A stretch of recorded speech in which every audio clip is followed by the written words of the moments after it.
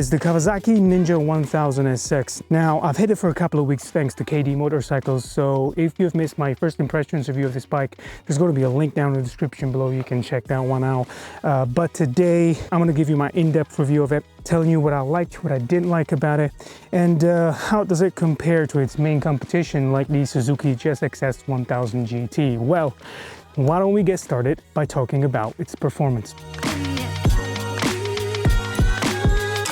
So this inline-4 engine isn't what you might expect. In fact, most of them will scream their head off all the way up to the red line, which on the Ninja is just above 10,000 RPM. Not to say that it doesn't like to get up to the red line, it's just that it doesn't need to. In all honesty, this is what I really loved about this bike. Over the time I had it, I felt so comfortable and confident to just leave it to do its best in the mid-range, and that's to pull away with ease, even in higher gears.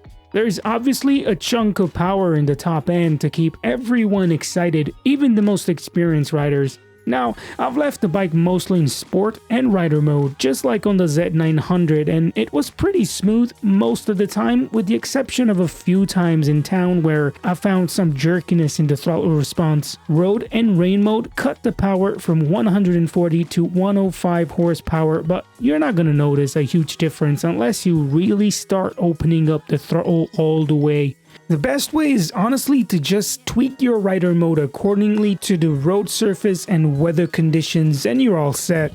Now, I do wish the Performance Tourer came with some electronic adjustments since there is an IMU, and it would have worked even better.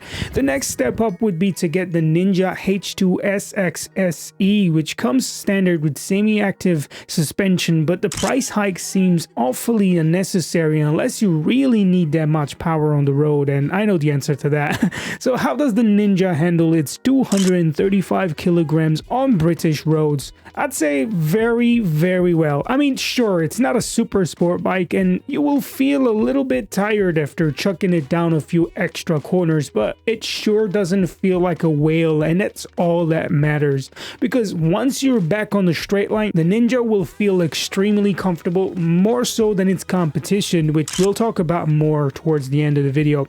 But yeah, the cornering ability is out of this world. It's agile, plush, and most importantly, very engaging. Traction control intervention is limited to case-by-case scenarios thanks to its refined IMU and years of knowledge and experience building the best-selling sport tourer on the market. So no surprise that the Ninja felt like a very special bike to me in that regard. This feeling carries on with the brakes. The radially mounted calipers make sure you get more than enough braking power to stop safely. And not only that, but the feel at the lever is honestly amazing, and again, it makes your ride ever so engaging. It surely doesn't feel like it's lacking the Brembo labels, so well done Kawasaki on that front. Now, the dash could seem a little bit simplistic, but it works great. There's even smartphone connectivity that allows you to fiddle around with the bike settings straight from your phone. I think the standard trim Ninja, with its competitive starting price of £12,349, will do everything you need from a sport touring perspective, and it's cheaper than the GSX-S1000GT from Suzuki, which starts from £12,499. Now, this Performance Tourer edition is on sale from KD Motorcycles at exactly £13,499, and I think that's the best value bike in the segment if you're looking for a stylish and fun Ninja 1000SX. And look, while the Suzuki's engine might be a bit more engaging with a slight edge in terms of performance, the quick shifter a little more crisp, the throttle response is definitely not as smooth and refined as the Kawasaki's, and sure, the dashboard is basically as big as an iPad and offers a bit more connectivity as well with turn-by-turn navigation, but the Kawasaki's brakes are better, the windscreen is adjustable in different positions, cruise control works as it should, and the ride overall is more engaging thanks to its IMU, better tires, and a better seating position. And so this pretty much wraps it up for me, guys, on this one. Make sure to give KD Motorcycles a follow. I'll leave a link down in the description below for their social media accounts. Obviously, subscribe to the channel, hit the bell icon so you don't miss out on the next videos, and I'll catch you in the next one.